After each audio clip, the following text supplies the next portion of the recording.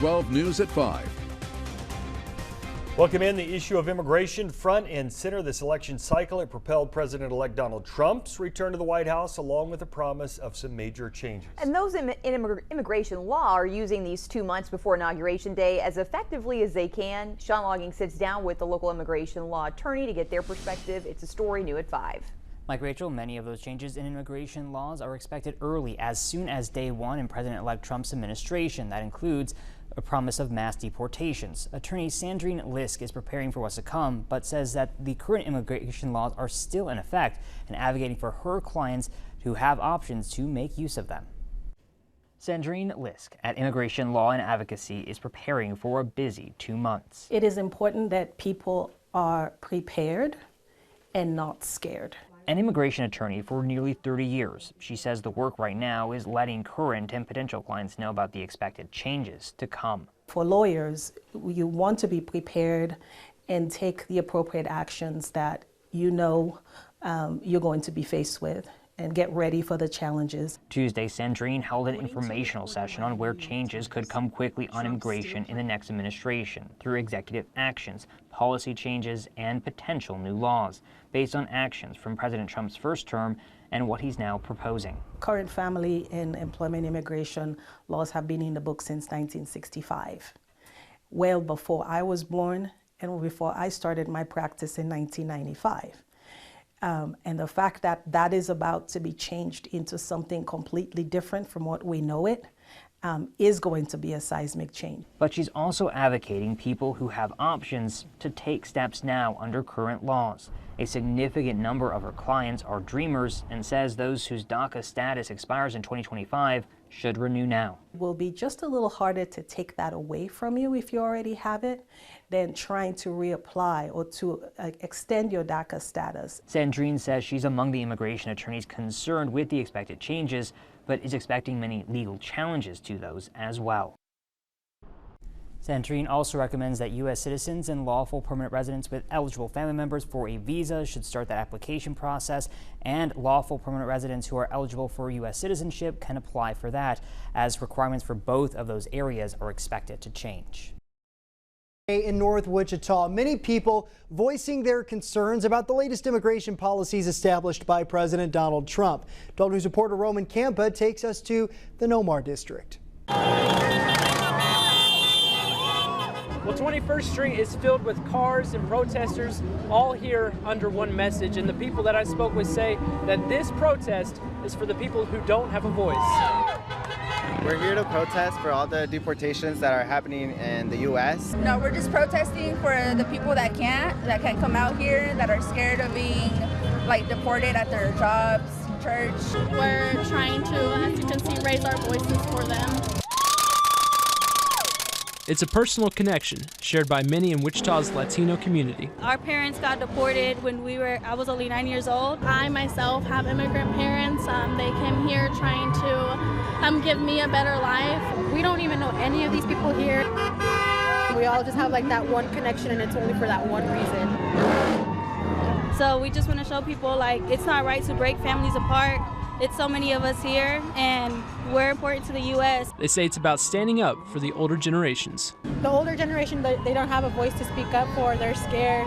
Most of them are. And it's not just us, people from Mexico. It's people from all different types of countries in Latin America. And also fighting for a better life. We really want people to have some consideration, because there's families being broken apart. There's families that are here with no criminal record, and there's just no reason for them to be be discriminated in such a form. We're all here for a reason. We're all here with a purpose, and we're all together. We're all the same. In Wichita, Roman Campa, 12 News. Now, in President Trump's executive order addressing illegal immigration, the White House included a quote he made in 2018 where he said, "Illegal immigration costs our country billions and billions of dollars each year, and I will therefore take every lawful action at my disposal to address this crisis." New site in southwest Kansas for some towns there is Immigration, Customs and Enforcement, or ICE. The presence reported in Dodge City and Liberal. Videos like this circulating on social media about sightings of ICE in different communities today and over the weekend. Liberal's Mayor Jose Lara also sharing a post on Facebook confirming ICE detained at least 5 people. We spoke with a community organization that's informing people about ICE's presence and how this time these encounters are different. This is the first situation this year where we had like a positive ID. That wasn't a routine, a routine thing where ICE comes, every month, because we do have that. ICE does come once a month to these communities to pick up folks from the jails. But this is the first time we've actually been seeing, on the ground activity in our neighborhoods. Liberal's mayor says ICE did inform the sheriff's office they would be in the city, but did not inform local police. Esta primera noticia nos vamos hasta Dodge City y Liberal, donde se ha reportado la presencia de agentes migratorios de ICE. Videos como este estuvieron circulando en las redes sociales y también el alcalde de Liberal, José Lara, compartió una publicación en Facebook confirmando que ICE detuvo al menos a 5 personas. Hablamos con una organización comunitaria que está informando a las personas sobre la presencia de ICE y cómo en esta ocasión estos encuentros son diferentes. Esta es la primera vez que vemos desde enero que están aquí buscando gente en su casa, gente particular. Pensamos pues que cuando empezó esta administración subieron una lista de las ciudades en que se iban a enfocar. Hoy pues estamos viendo que pues ya van a hacer pues su trabajo pues en partes más rurales como el suroeste de Kansas, aquí donde estamos. El alcalde de Liberal también mencionó que ICE informó a la oficina del alguacil que estarían en la ciudad, pero no notificó al departamento de policía local. Nosotros seguiremos haciendo cobertura respecto al tema migratorio y cómo se ha comenzado a ver más avistamientos de ICE en el suroeste de Kansas. Several immigrant-owned restaurants around Wichita are closed today, a way for them to stand in solidarity with immigrant families and support a nationwide cause. 12 News reporter Brock Wilson live outside of one restaurant that says it wants to open people's eyes to the immigration experience. Mike, Los Compadres Mexican Grill is one of a number of Wichita restaurants closed today for a national movement called A Day Without Immigrants. The owner says he hopes today helps people see what the community would be like without immigrants. We're trying to send a message of unity. Empty chairs, booths, and bar stools. We're trying to send a message of immigration. An unusual sight at Los Compadres Mexican Grill. A Day Without Immigrants originally started on social media. Los Compadres owner Juan Carlos Renteria says his restaurant is one of many in Wichita that are closed in support of immigration. It's promoting awareness to the nation of immigrants within this great nation. Juan Carlos says he feels like the messaging around the issue of immigration is a growing movement. I feel like a lot of us that are now on the other side, as far as being lawful, can now raise awareness and create a voice that has empowerment over the nation. He also says he understands the call on migrants to come to America legally. It's a valid point.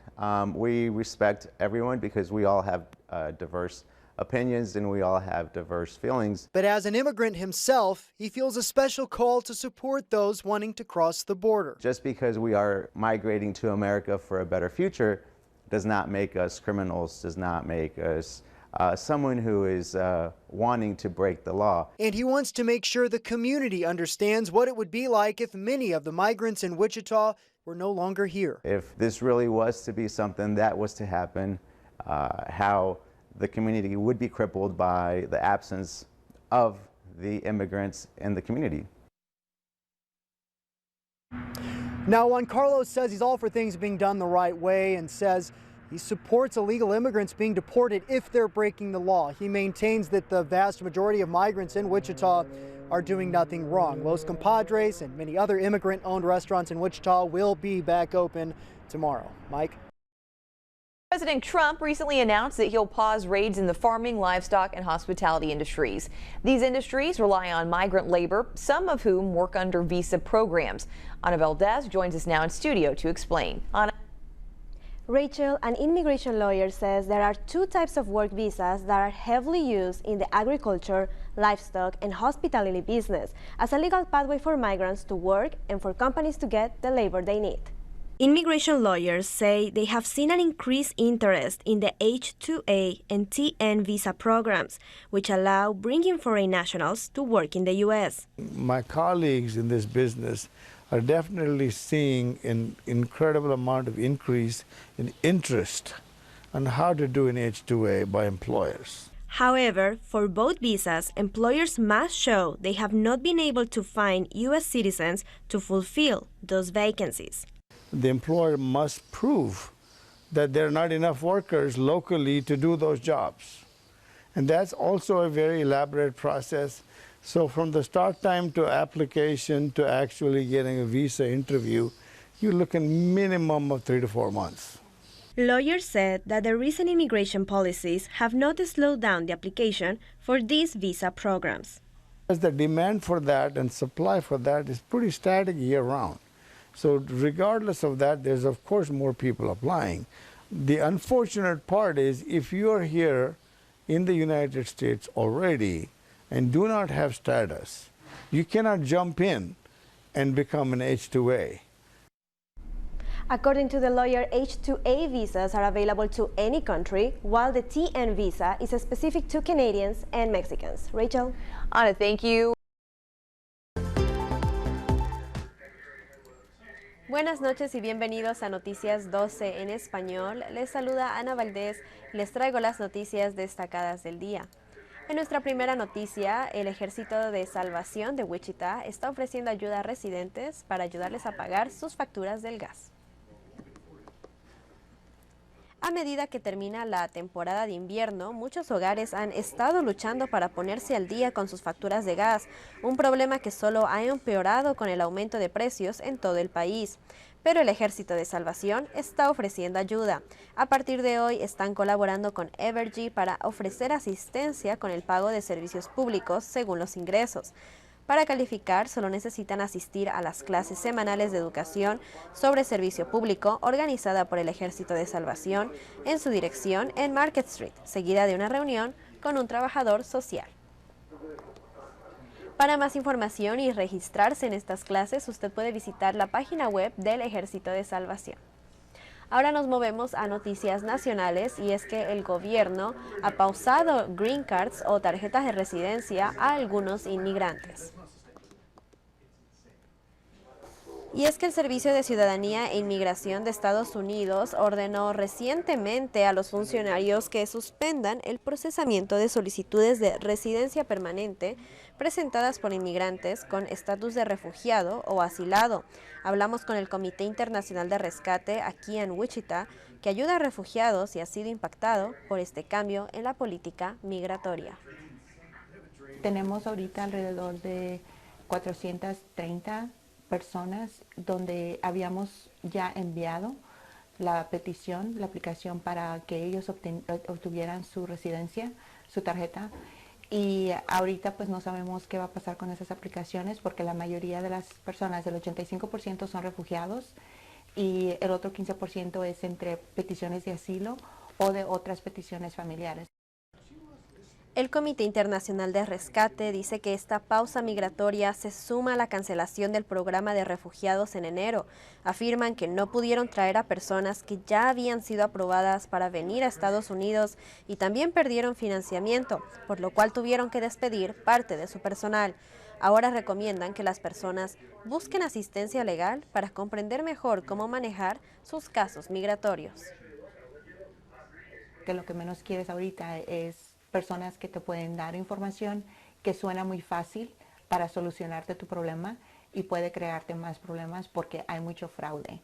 Entonces es importante que contactes un abogado que, de buena reputación y también organizaciones como IRC, Catholic Charities que puedan ofrecer servicios a bajo costo.